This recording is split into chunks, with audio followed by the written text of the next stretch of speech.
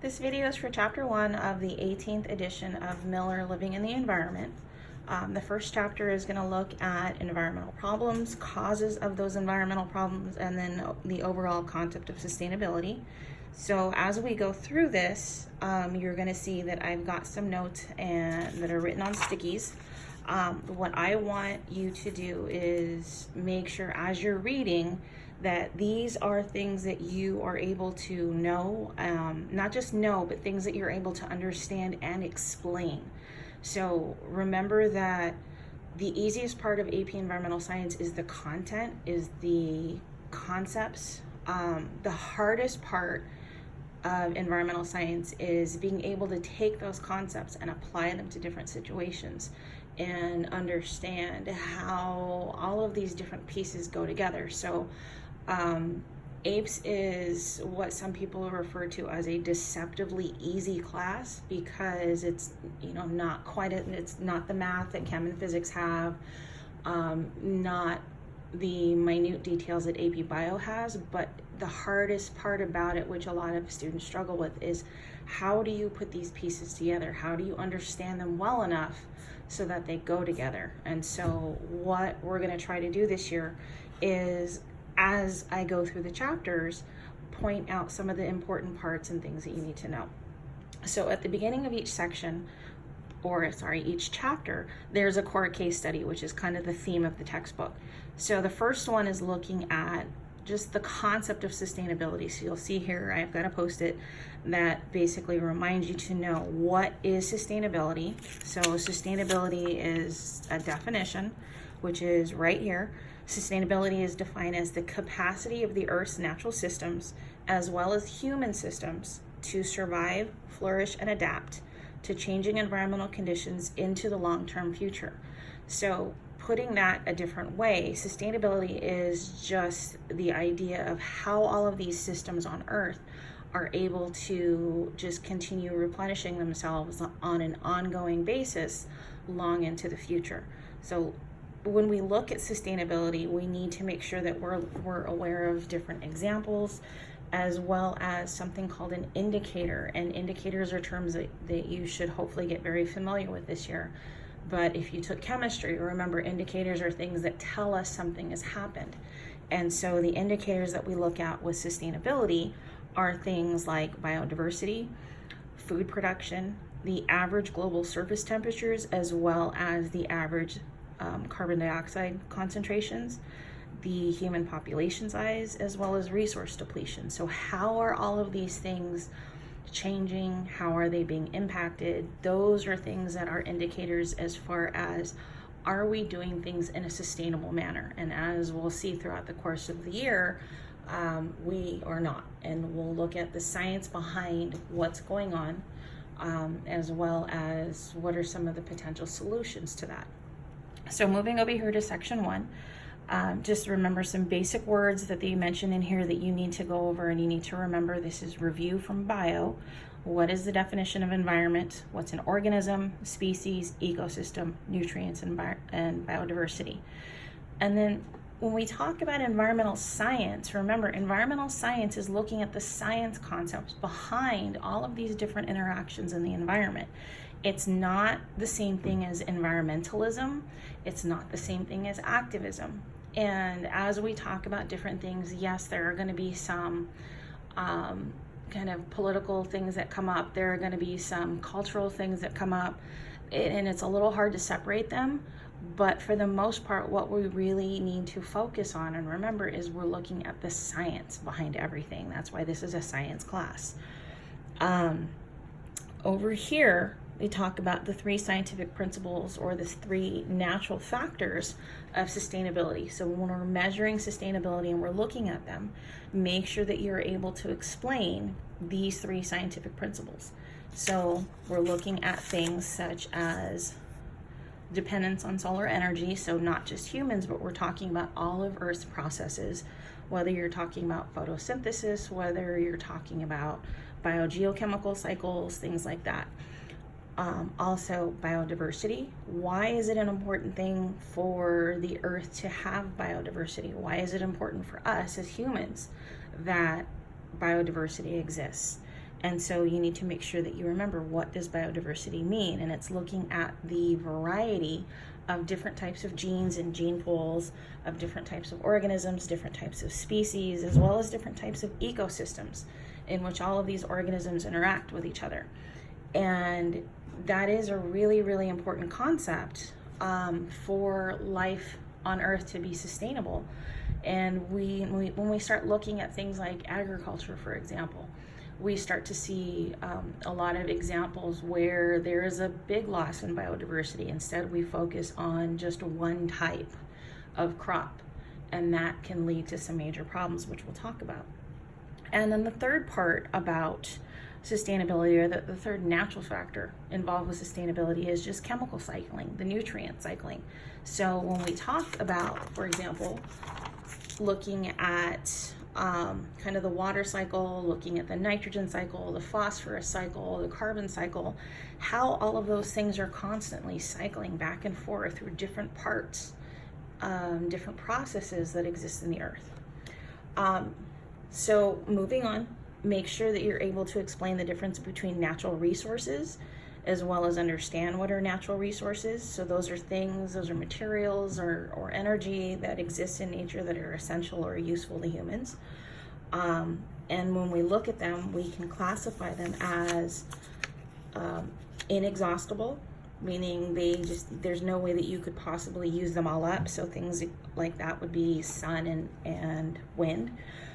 There's renewable resources, which are things like air, water, topsoil, not just dirt, but topsoil, and we'll talk about what the difference is with that later on.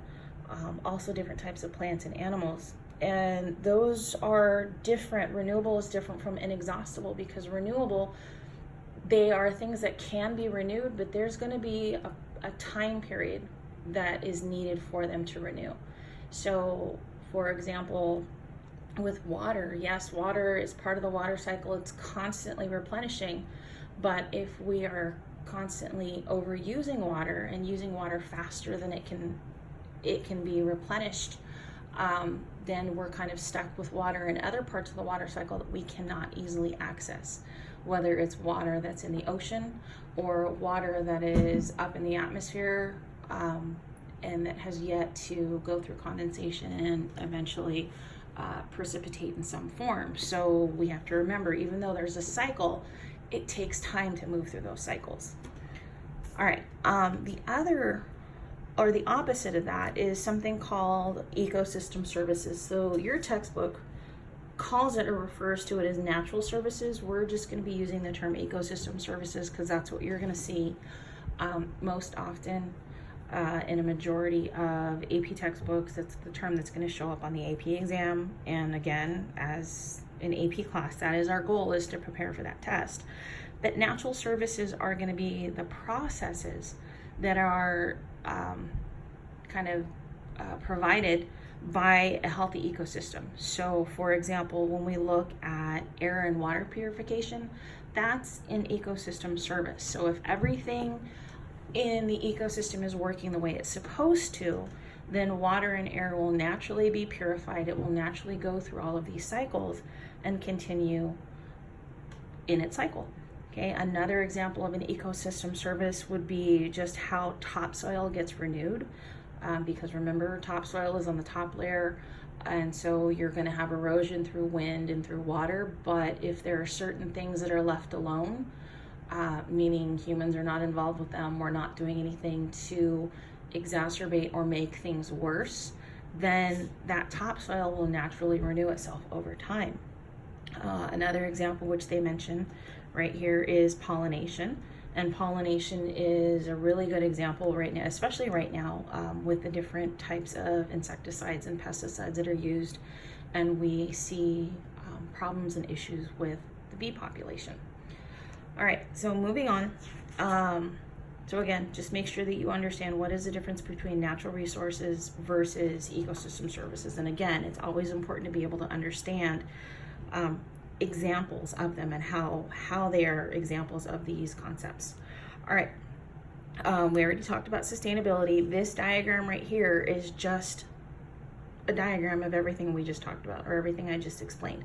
So make sure that you understand how these things all work together. Okay, so for example, if in blue, soil is a natural resource, an ecosystem service that's provided by soil is the renewal of that soil, and so on. Okay, so make sure you're aware of that, or you understand that. All right, some other things that are mentioned in chapter 1 are over here when they talk about social science principles. So they're not science principles, but we're looking now at economics. We're looking at cost-benefit analysis, things like that. We're looking at ethics. So that's considered social science. Okay, and so when we talk about sustainability, we have to remember, and this is a big deal with APES, especially when it comes time to writing FRQs. There are a lot of solutions and ideas that people can come up with, but they have to be feasible. They have to be doable. And so we look at trade-offs. So some of the things that they talk about are things such as full cost pricing, meaning not only is it just the cost of what it takes to make that item or that good, but also what's the environmental impact of producing that good, such as a bottle of water. It's really easy to go and buy a bottle of water from the store for $1. How much it actually costs the manufacturer to produce that bottle, I don't know. It's somewhere in the cents range. So it's nowhere near close to that $1. There's a good chunk of it that's profit for the company. But if you start having to try to calculate what the environmental cost of that is, so by removing that water from the ecosystem, depleting whether it's an underground aquifer, or you have streams that are no longer as full as they were, and that's going to have an impact on habitat, then you've got an environmental cost. And so if that cost were to be calculated, your $1 bottle of water would probably be somewhere between like 5 to 10 bottles, or $5 to $10 instead of $1. And again, one of the main reasons that we don't do that is, of course, nobody would want to buy anything, so companies don't want to do that. But again, the second part is, how do you actually calculate that? There's no dollar value associated with that, so that's the other difficulty. Win-win solutions, looking over here, would be, instead of a winner-take-all approach, meaning one person is the winner, it's looking at a solution that's going to benefit everybody in some way, shape, or form. It might not benefit one person as much as it would have if they were the only winner, but everybody benefits. And again, as we'll talk about throughout the year, if there are situations where everybody benefits, then those benefits kind of pay forward. And then of course there's the last part, responsibility to future generations. So we have to remember that it's looking at, we have a responsibility to make sure that we're leaving things in good shape for future generations. And it's really hard for us to think long term. Okay, think longer than just our everyday bubble that exists when we come to school every day or go to work every day and outside of our own individual community, and think long term about all those things. All right, so renewable versus non-renewable resources, you should have heard before, whether it was bio or chem, or if you took regular Enviro. But so just remember, a resource is anything that we can get from the environment in order to meet our needs. And then renewable, which I already talked about on the other page, is something that can be replenished within a short time span, but again, it does take an amount of time. Whereas non-renewable or exhaustible means it's not going to be replenished within a human lifespan. So those are things we'll definitely talk about later on in more detail. All right, also another thing to know about in chapter 1 is, what are the 4 R's? Sometimes it's 5. If you're Googling, you'll sometimes see 5 R's instead.